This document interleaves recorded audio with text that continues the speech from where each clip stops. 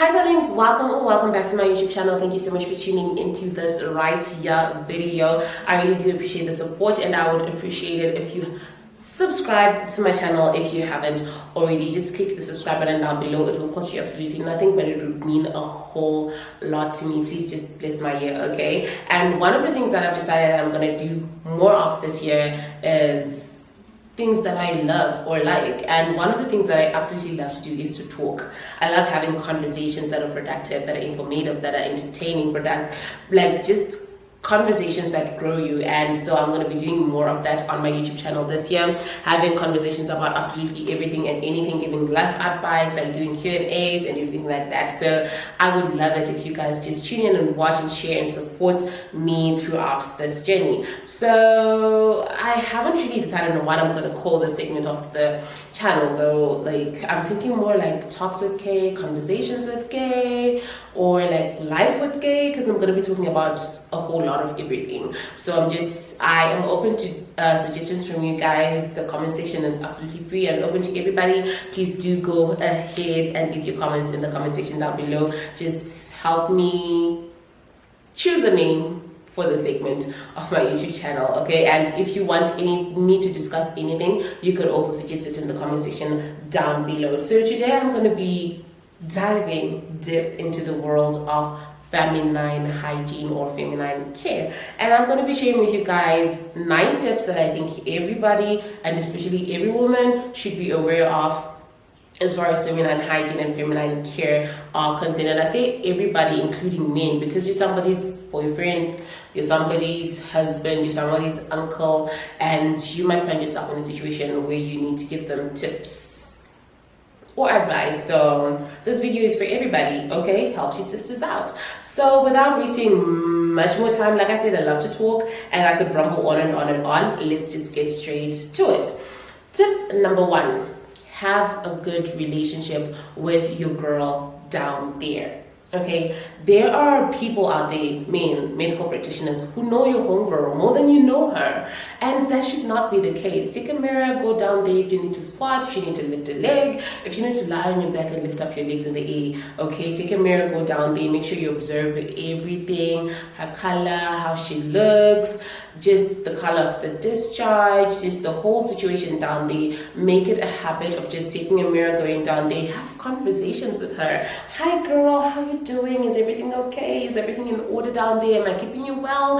Are you living your best life? This will help you know if anything goes wrong with your homegirl down there. If the discharge color changes, if the odor changes, you will know that there has been a change with my homegirl, and then you will need to go and see somebody. And just make sure that this somebody you go and see is a professional somebody, which takes us to tip number 2, okay? Have a good relationship with your gynecologist. Some of you guys don't even know who to do it for gynecologist. You don't even know where to find a gyne.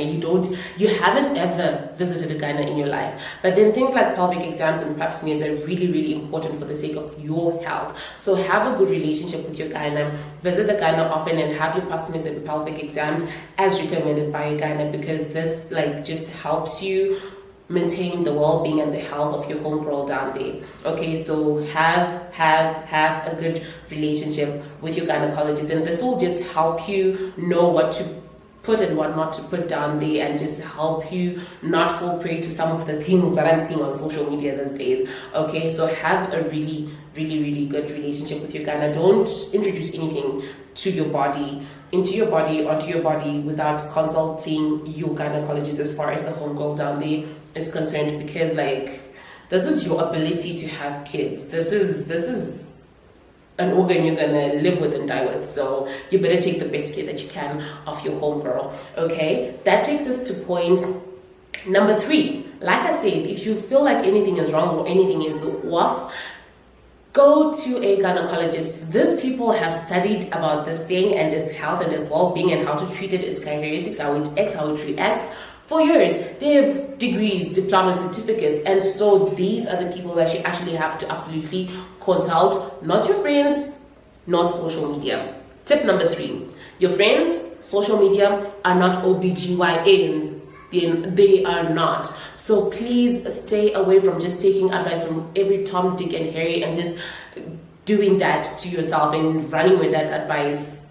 I'm not saying don't listen to your grandmothers, your mothers, your relatives and anything, but then when they give you advice, if it's tried and tested and it's people you trust, then okay, but then you also still need to go and consult with your gynecologist, which brings us back to having a really good relationship and close relationship with your gyne. Get a referral from maybe your friends or your parents or your relatives, and just make it a culture to go and visit the gynecologist regularly. Make a day out of it, make an event out of it, go with your friends, make it a lunch date or a gyne date, and afterwards have lunch, talk about everything about sexual hygiene and like your reproductive system and things like that. Just make an event out of it and make it a habit. I've noticed that in African culture, Zimbabwean culture, seldom do parents, mothers introduce their children to going to the gynecologist, to having pelvic exams, to having pap smears.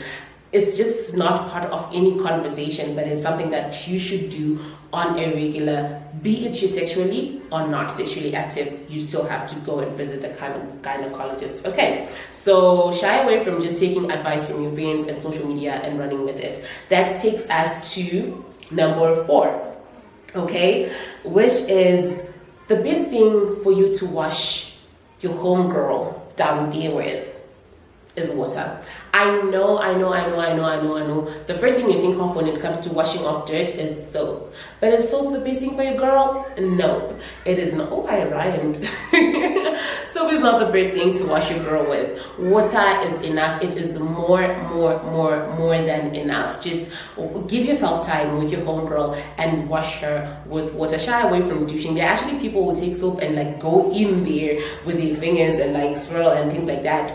Stop douching, stop getting in there. Your homegirl is like a self-cleaning oven. She has her own cleansing mechanisms. So as far as anything from the entrance upwards, she knows what to do. She maintains herself. Don't disturb her. She has her own cleansing mechanism. So just let her be, let her do her thing, okay? And then as far as the outside, whatever she doesn't want inside, she will discharge. And after discharge, water is the best thing to wash it with. Of course, sometimes maybe when you're on your period, like you might feel like you want to have that extra cleanliness and you want to use a feminine wash, but just make sure brings us back to the point of having a good relationship with your gynecologist. Have them recommend a feminine gel or feminine wash that will not upset or disturb your homegirl down there, because she has a pH and like certain conditions where she's happy and she's flourishing, so you don't want to upset those conditions, because that will in turn upset her, okay? And she has her ways of keeping herself in the best of conditions, so just don't disturb the homegirl down there, okay? Don't wash her with soaps, oils and things like that, things with fragrances, things with parabens. Keep them away from the homegirl. Water is more than enough. If you absolutely need that extra cleanliness, then wash yourself with water for longer, more thoroughly. If you absolutely need something else, then make sure your gynecologist actually recommends a gel or a wash that you could use down there for that extra cleanliness, especially when you're on your period. Okay, that takes us to point number 5. While we're still at things to not introduce to your homegirl down there, point number 5. Guys, I do not know how much I can stress this. Stop putting things down there. Just stop. You would be shocked at the things that women advise each other to put down there. Like, do you want to fry that thing? Do you want to make a stew? Do you want to have a pot roast? Do you want to fry it?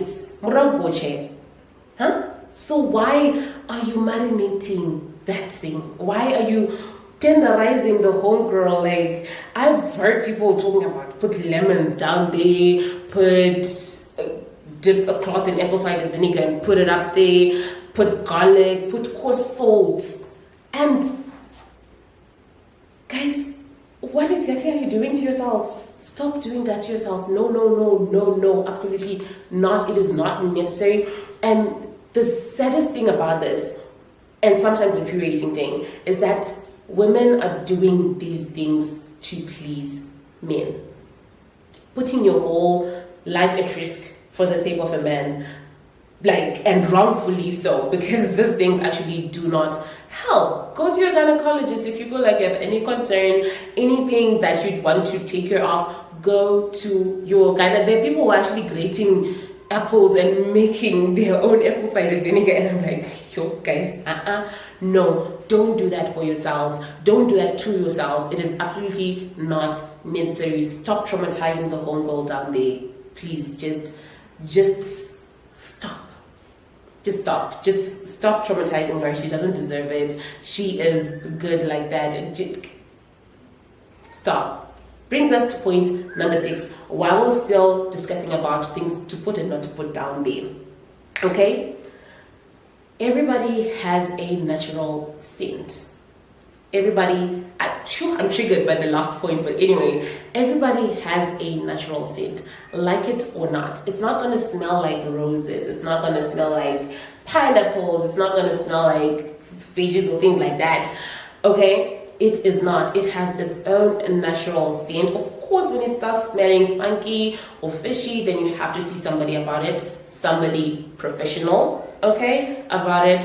But all things being equal, it has its own natural scent. It brings us back to the first point of having a good relationship with her. You should know the normal natural scent, the normal natural discharge, so that when anything changes or when the scent changes, you know who to call, you know who to talk to, and you know that something is actually wrong. So like it or not, it has its own natural scent. I know there's so many companies that are actually producing like feminine washes and deodorants and things like that, and these are companies that are making millions off of telling women that it's not normal for them to feel and smell and be normal. Okay, so don't listen to those guys. Okay, if it is a person or a man you're doing it for, if he wants the smell of pineapples and pears and apples and things like that, direct him Cospa, okay, food lovers, and tell him to ask for the fruit aisle when he's there. If he wants it to smell like roses, direct him to Floribunda, to Marua, to the flower section in a supermarket if he wants the smell of flowers. Otherwise, this homegirl is the JJ, is gonna look like one, she's gonna smell like one. And in terms of looking like one, guys, the people actually bleaching their homegirls. If you're a certain skin color, it's supposed to be darker than the rest of your body, and it's supposed to be, it is what it is. It should look the way it looks. And any grown person, any grown man who has been well educated and informed knows that it should look like one and it should smell like one. So stop traumatizing your homegirl down there, okay, for no particular reason, because it is what it is, what it is. That brings us to tip number 7. When you go to the bathroom, when you wipe, you have to do it the correct way. And what is the correct way, you ask? The correct way is from front to back, because the organs in the front are the most sensitive, and so you shouldn't introduce any other dirt or any like fecal matter or things like that to the ladies in front, okay? And another method you could use is actually like, whichever area you're concentrating on, you wipe downwards, like you pinch, like you downwards, like, and you drop the tissue paper before you introduce anything from the front to the back or from the back to the front, like you wipe downwards, which is what I do, okay? And in some cases, you also have to accept that, I have also accepted that wiping with toilet paper alone is not enough, like it or not. What do you say, Kuzai? Yes, I said it. Wiping with toilet paper alone is not enough. Why do I say this? Try going in with a wet wipe after you've done your number 2. After you've done your number 2 and you've wiped with toilet paper, go in again with a wet wipe and you will understand what I'm doing. So what do, you ask? I would recommend that you wipe with toilet paper and then you wash with water. I know, sounds crazy. One of my friends in university used to do this, and I would find it really, really like, what are you doing? I was so iffy about the whole situation, and she would say that her mom actually introduced this to her when she was still really, really young, and she just grew up with that habit of washing after she uses the toilet paper, number 1 and number 2, goes in with toilet paper, goes in again with water and wipes. And I thought she was crazy until I tried it. And guys, try it. You will feel and smell fresh for the rest of the day. Some of these odors are actually caused by the little like matter that stays behind after you've used the bathroom. And also, some of these odors are caused by the things you introduce to the homegirl. The smell and the gross discharge is actually caused by her trying to make things right after you've disturbed the pH balance down there. Okay, so back to the thing of when you're using the toilet. After you use toilet paper, go in again and wash. If you're traveling or if you're at work and you can't really go to the toilet with a little bucket of water or a little bottle of water, you could use good old flushable wipes. They will keep you smelling fresh and just feeling fresh for the rest of the day. Just make sure that those wipes are not fragranced and they don't have any parabens, or they don't have like any irritants that will upset the homegirl down there. And then point number 8, let her breathe. She loves to breathe. She needs to breathe. Okay, stop like pinning yourself in skinny jeans, tight dresses, tight skirts each and every time. Just wear loose fitting clothes here and there. When it comes to the underwear you wear, cotton is your best friend. And I've seen that most lingerie designers actually put a cotton patch on the area that is going to be in contact with your homegirl. So you can still feel and look sexy in your lingerie, but also doing good to your homegirl and not upsetting her. So cotton panties or panties with cotton patches in the middle are quite breathable and are quite absorbent and are the best for your homegirl's well-being and your homegirl's health. Okay, and in general, like I said, wear loose-fitting clothes and maybe go to bed without underwear here and there. Maybe go a day without underwear here and there. I know some people find it so abnormal. Some people think that that could never happen, but it's actually really healthy for your homegirl down there. And for other people who are living with a significant other, it could like be healthy for you too. Okay, so that brings us to the last point, which is point number 9. Okay, you remember that saying that says we are what we eat? It applies the same to your cookie and your homegirl down there, to your kitty. Your kitty is what you eat. Believe it or not, the things that we ingest have an effect on the homegirl down there. Okay, if you have a diet that is very high in starch, you're most likely to get like yeast infections and like odors, yeasty odors down there because of the high starch consumption. So we are what we eat. You have to like really monitor what you eat, and then knowing how your homegirl reacts after you eat a certain thing. So you have to keep like a diary for the homegirl. Today she looked like this, today she smelled like this, and then after I ate this she smelled like this, so that you can actually keep track. When you go to your gynae visit, you can actually tell them, after I ate this, after I did this, the homegirl reacted this way, and they will help you out with a suitable solution for your situation. So I've heard actually people saying that foods like strawberries and pineapples make you feel better, smell better, taste better. I've never experimented with them, but oh well. What I know is that food that are rich in probiotics like your yogurts are quite good for production of lactobacilli down there. So ingesting them, not